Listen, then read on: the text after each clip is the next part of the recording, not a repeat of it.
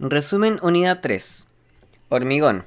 El hormigón se define bajo tres conceptos que son la docilidad, la segregación y la exudación.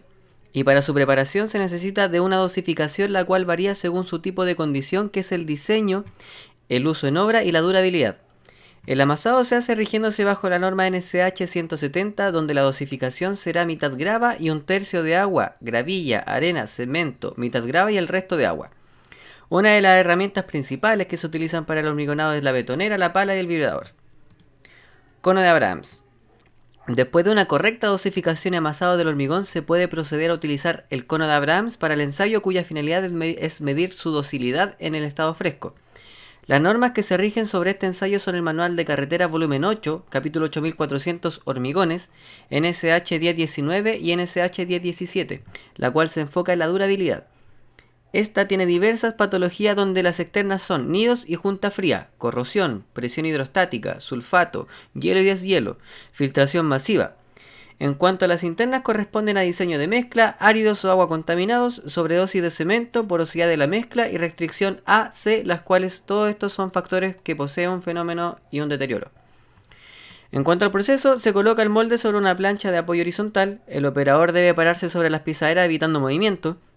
Se llena el molde con 3 capas de igual volumen y cada capa se le aplica 25 golpes. Enrasar la superficie de la capa superior y limpiar el exceso. Cargar molde con ambas manos levantando de forma vertical entre 5 a 12 segundos. Luego toda la operación de llenado y levantamiento no se debe demorar más de 3 minutos. En cuanto a la medición, se debe medir la disminución de altura con la cual se permite identificar la consistencia del asiento y la tolerancia con la finalidad de determinar la docilidad del hormigón. En cuanto a la resistencia del hormigón está la compresión y la flexotracción. A la compresión se rige bajo la norma NSH 1037 de 1977. Para entender la resistencia del hormigón hay que saber entender lo que es la compresión simple y consta en la reacción de las columnas a las cargas de los cuerpos que están sujetos a la tracción, flexión y compresión. Existen también fallas por compresión, como por ejemplo el aplastamiento de columnas.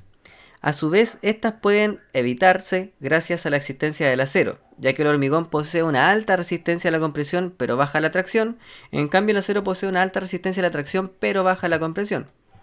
Es por eso que deben ir de la mano ambos para mantener de forma estable la infraestructura. Además, el hormigón posee una tabla de clasificación a la resistencia por compresión a los 28 días.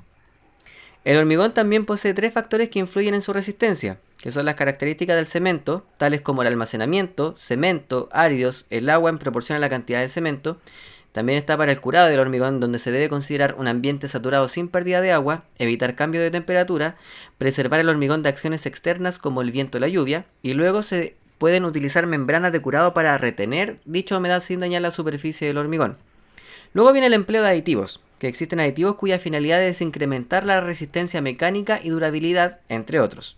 Estos son pulsolanas, naturales calcinadas, escorias de alto horno, carbonato de calcio, pigmentos inorgánicos.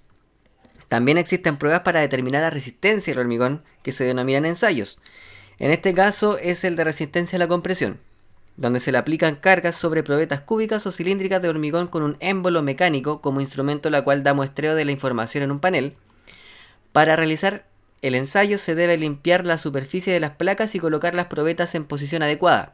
Luego se aplica la carga de forma continua a una velocidad uniforme hasta alcanzar una franca rotura de la probeta. Obteniendo los datos se lleva una fórmula para conocer la resistencia y el resultado final.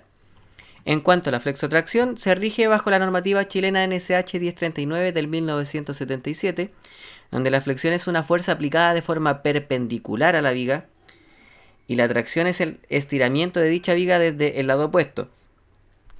Hay fallas existentes a la flexotracción, pero para evitar estas fallas se hacen diferentes ensayos en la cual tienen como finalidad determinar la tracción por flexión a la rotura de probetas prismáticas de hormigón. Hay 2 tipos de ensayo.